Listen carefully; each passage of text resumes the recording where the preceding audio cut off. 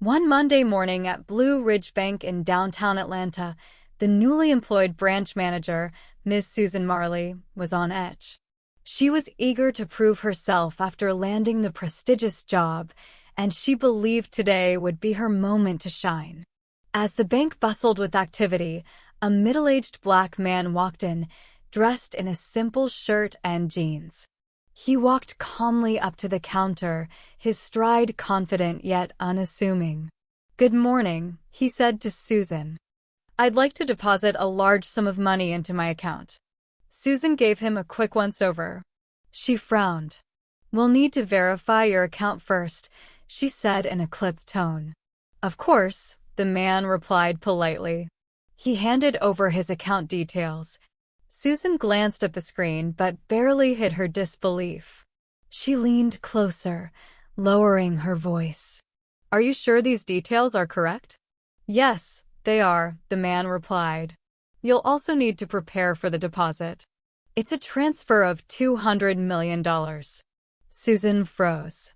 She leaned back and crossed her arms. "Listen, sir, we don't tolerate scams here. If this is some sort of joke, I suggest you leave before I call security." The man stayed calm. "This is not a joke. Maybe you'd like to see my business card," he offered, opening his briefcase. Susan stepped back.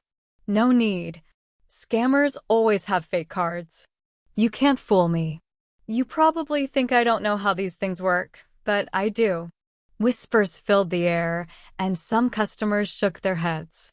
"But I'm not scamming you," the man said firmly. "You're making a mistake." Susan wasn't listening. She pointed a finger at him.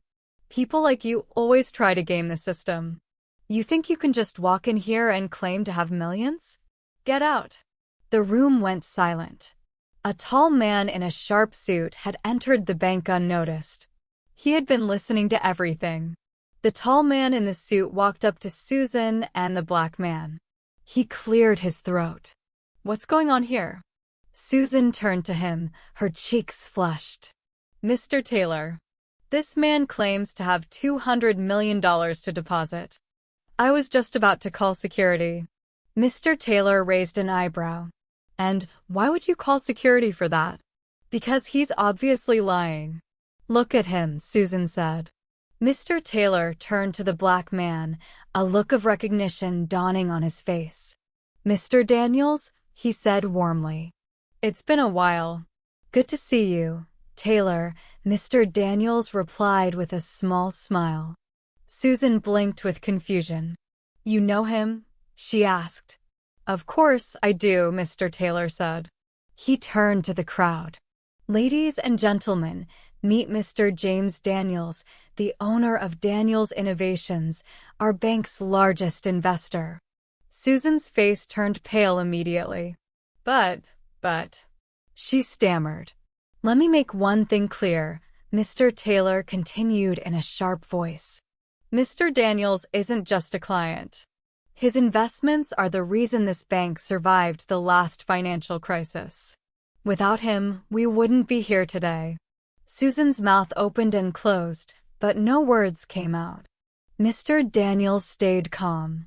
"I was hoping to keep this visit low-key, but it seems that's no longer possible," he said, glancing at Susan. "Mr. Daniels," Mr. Taylor said, "on behalf of Blue Ridge Bank, I deeply apologize for the treatment you've received today. This is unacceptable." Mr. Taylor turned back to Susan. "You've been here for barely 2 weeks and this is how you treat our clients?" I didn't know," Susan blurted out.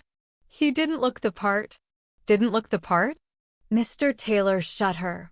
"And what exactly does someone with $200 million look like?" Susan said nothing. Mr. Taylor took a deep breath, addressing everyone. "At Blue Ridge Bank, we pride ourselves on treating every client with respect, no matter who they are or how they dress. This incident is a disgrace." He turned back to Susan and said to her, "You're fired, effective immediately. Clear out your desk."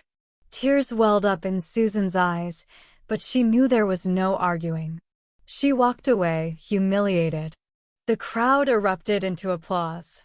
Mr. Daniels turned to Mr. Taylor. "I appreciate how you handled that. Let's move forward with the deposit." "Of course," Mr. Taylor said. As Mr. Daniels was escorted to a private office, the remaining customers couldn't stop talking about what had just happened. The lesson was clear: never judge a book by its cover. And this brings us to the end of this story. Thank you for watching till the end. I hope you enjoyed the story. If you did, don't hesitate to like the video and share it with your friends too. Subscribe to our channel and turn on the notification bell for more fascinating stories. Have a nice day.